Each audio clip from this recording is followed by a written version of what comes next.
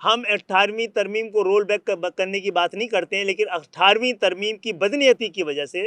وہ devolution power کی وجہ ایکیومولیشن پاور ہوا ہے، جس سے پاکستان کی سلامتی کو بھی اور پاکستان کی دفاع کو بھی اور پاکستان میں بڑھتے ہوئے کرتے سب کی ذمہ داری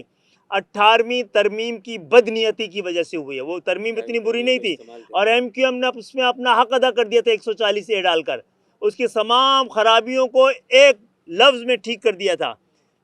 دنیا میں کہیں حکمرانوں کو یہ عیاشی میسر نہیں ہے کہ آئین کی کس شق پہ یہ چوائس میسر نہیں ہے کہ آئین کی کس شق پہ عمل کرنا ہے کس پہ نہیں کرنا ہے، سب پر عمل کرنا ہے جناب عالی۔ دیکھیں اگر پیپلز پارٹی اگر اس پہ تیار ہو جائے گی تو ہم بہت بڑی کلیئرٹی کے ساتھ کہہ چکے ہیں، اگر پیپلز پارٹی اس کے لیے تیار ہوتی ہے ہم اس کے ساتھ ہر تعاون کے لیے تیار ہیں، کیونکہ یہ ہمارا معاملہ نہیں ہے، یہ پاکستان کا معاملہ ہے، پاکستان کی بقا کا معاملہ ہے، پاکستان کے 23 کروڑ عوام کا معاملہ ہے۔ تو ہماری کوئی دشمنی نہیں پیپلز پارٹی سے، ہم تو یہ کہتے ہیں کہ بھئی ہمیں ایک جینوئن جمہوریت چاہیے۔ وزارتوں کے حوالے سے گفتگو شروع ہوگی تو ہم یہ دیکھیں گے کون سی ایسی وزارتیں ہیں جس سے نہ صرف سندھ کے شہری علاقے بلکہ ہم پورے پاکستان کی خدمت کر سکیں۔ میری ابھی کچھ دیر پہلے پیر صاحب پگاڑا سے بات ہوئی، کچھ لوگ ان کا کندھا استعمال کر کے کچھ ایسے بیانات اور باتیں دے رہے تھے، کر رہے تھے۔ پیر صاحب نے آج ایک بات بڑی واضح کر دی ہے کہ میں اور میرا خاندان پاکستان کے استحکام کے ساتھ کھڑے ہیں۔ جو ان کی جماعت جو حر جماعت کہلاتی ہے وہ پاکستان کی سرحدوں پر بارڈرز پر موجود ہے۔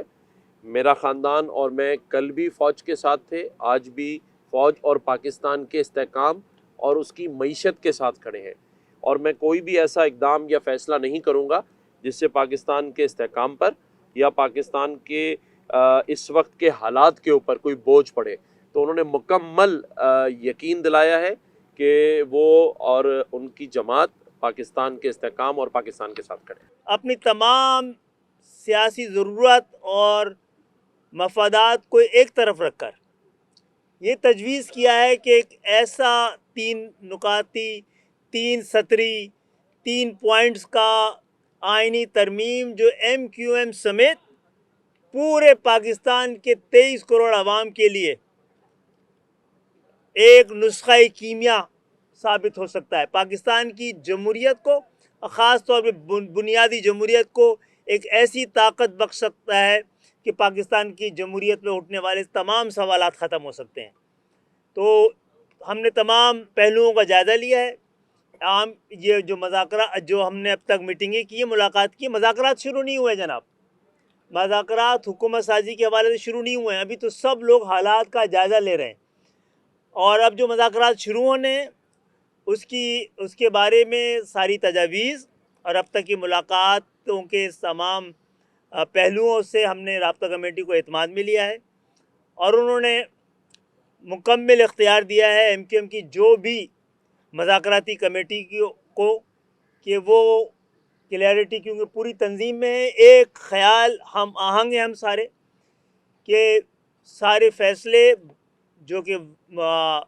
فوری نوعیت کے بھی ہوں وہ ایم کیو ایم کرے گی، اور انشاءاللہ تعالی آپ دیکھیں گے کہ اگر ہماری ان باتوں کو سنجیدگی سے لیا گیا اور اختیار کیا گیا تو پاکستان ایک اپنے نئے دور میں داخل ہونے والا ہے۔ پی ایم ایل این ہم سب جماعتوں میں بڑی جماعت ہے نا، اور وزارت عظمیٰ کے لیے بھی انہی کا کلیم ہے، اور پیپلز پارٹی نے بھی ایک اسٹینڈ لیا ہوا ہے۔ تو یہ ہم نے بھی پی ایم ایل این پہ یہ اونس اور ذمہ داری ڈالی ہے کہ ہماری اس آئینی ترمیمی بل کو وہ جس پارٹی سے بات کر رہی ہے، ہماری پیپلز پارٹی سے کوئی بات چیت نہیں ہے، سیدھی بات ہے بھائی، ان سے ہمارا کوئی بات چیت نہیں، کوئی مذاکرات نہیں ہے۔ اگر پی ایم ایل این ان سے الگ بات کر رہی ہے، انہیں بھی شامل کرنا چاہتی ہے، وہ کرے، لیکن ہم نے جو بنیادی نقطہ رکھا ہے وہ اس آئینی ترمیمی بل کو وہ کیسے منظور کرائیں گے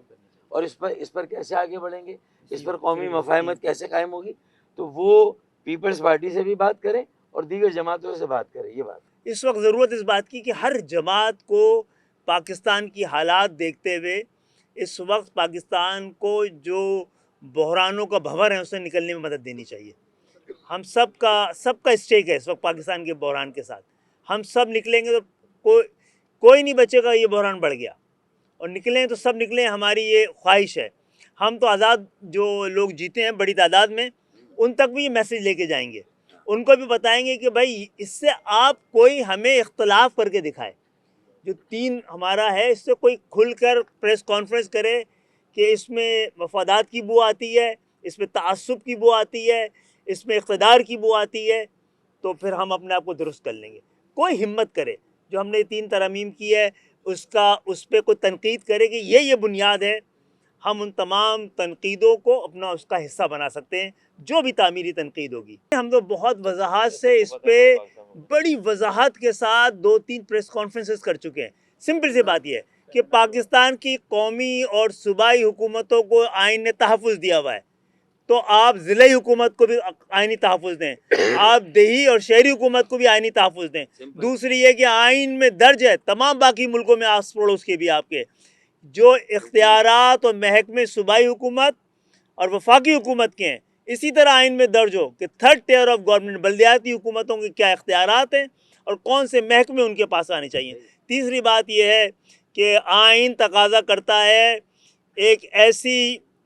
3rd ٹیئر آف گورنمنٹ، ایک ایسی بلدیاتی حکومت کو جو سیاسی طور پر، انتظامی طور پر اور مالی طور پر مکمل طور پر خود مختار ہو۔ تو اس کے لیے بھی ہم نے آئینی ترمیم کی ہے کہ آئین ذمہ داری لے کہ کتنا وفاق کو ملنا ہے، کتنا صوبے کو ملنا ہے اور کتنا بلدیاتی حکومت کو ملنا ہے۔